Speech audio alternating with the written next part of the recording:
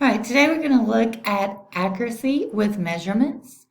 And the standard that we're going to look at today is choose an appropriate level of accuracy when reporting quantities. All right, so our success criteria, choose and determine. So we have to be able to choose an appropriate level of accuracy when measuring to solve real life problems. And can you determine where to round numbers when finding estimates? All right, so 2 vocabulary words you need to know. Make sure you put these in your notes. Precision is the level of detail of the measurement. When performing calculations with measurements, the calculated value is no more precise than the original measurement. That's very important. So the calculated value is no more precise than the original measurement. So you can't get more precise than you start. So remember that. Accuracy refers to how close a measured value is to the actual value. All right, example 1. It says you use a centimeter ruler to measure the dimensions of the jewelry box shown.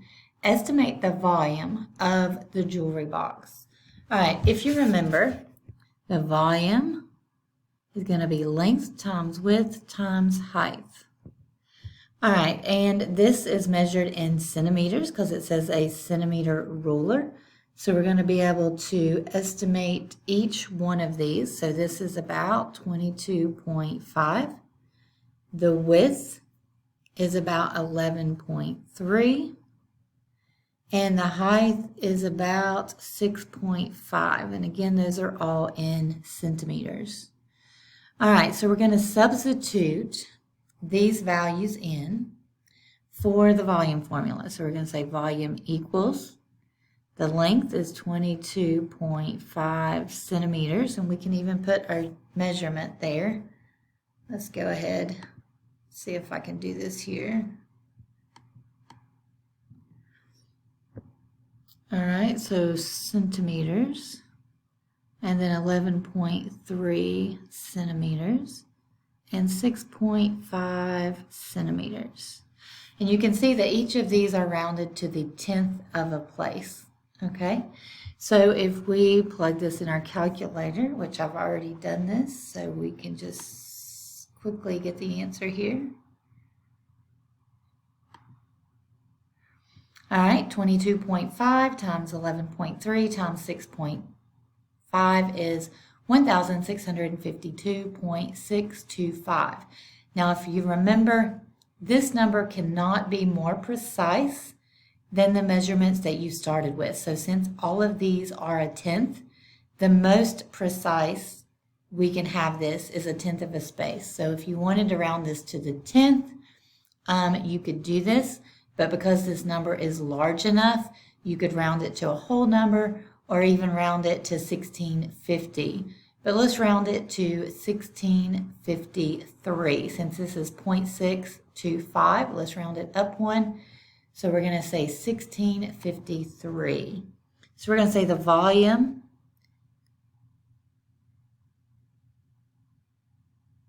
is about 1,653 centimeters cubed. You've got 3 dimensions here, centimeter times centimeter times centimeter would be centimeters cubed.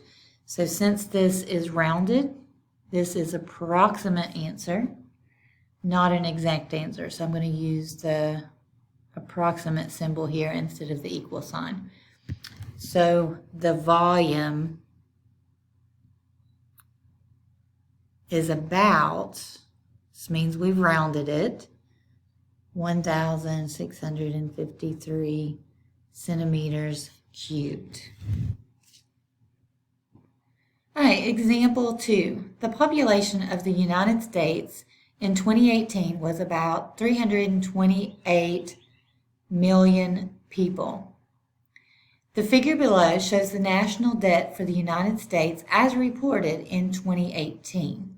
Okay, so you see here the national debt in 2018 was almost $22 trillion, okay? It says estimate the United States national debt per capita. Okay, so what is that asking us? So the national debt per capita can be thought of as the amount of money each person in the United States would have to pay in order to pay off the entire national debt. So basically, if each person owed an equal amount of money and paid that amount, that's how much it would take to pay off the national debt. All right, so because the population of the United States and the national debt are constantly changing, they're constantly increasing, okay? The measured values are only accurate for like a moment in time because it's constantly changing. So you can round this to a greater value and it still be a good estimate. All right, so again, remember we're talking about 2018, so this is already a few years ago. But let's see if we can calculate or estimate the U.S. national debt per capita in 2018. All right, so if we round or estimate, so we can say that the national debt is around $22 trillion. Okay, and again, we're doing that just because since it's constantly changing, it's no exact amount anyways.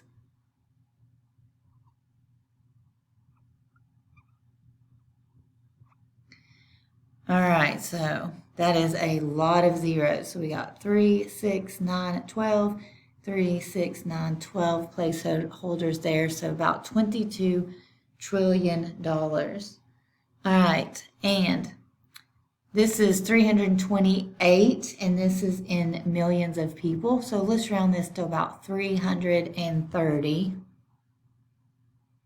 330. All right, and that would be the population estimate. Well, that's the rounded number for the population in 2018. So this would be the rounded national debt in 2018, and this is the rounded population in 2018. So if we divide that, that'll tell us how much per capita or per person, okay? So take your calculator, divide that out. Let's see what that is. It's going to be a very large number here.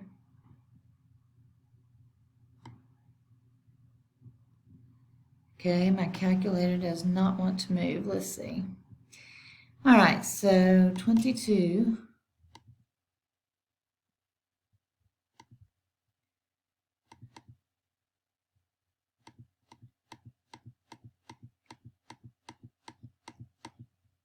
Okay. 22 trillion divided by 330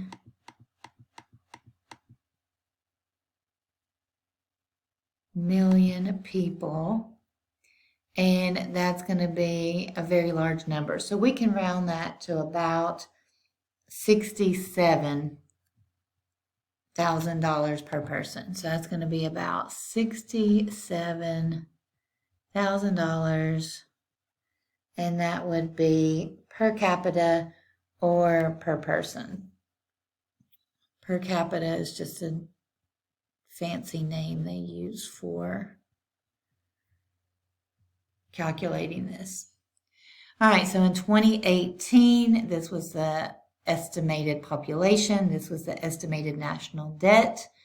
I know currently the national debt is over $33 trillion. Not sure what the population is in the United States right now, but this would be definitely larger amount per capita today than it was even 5 years ago. So this says example 2.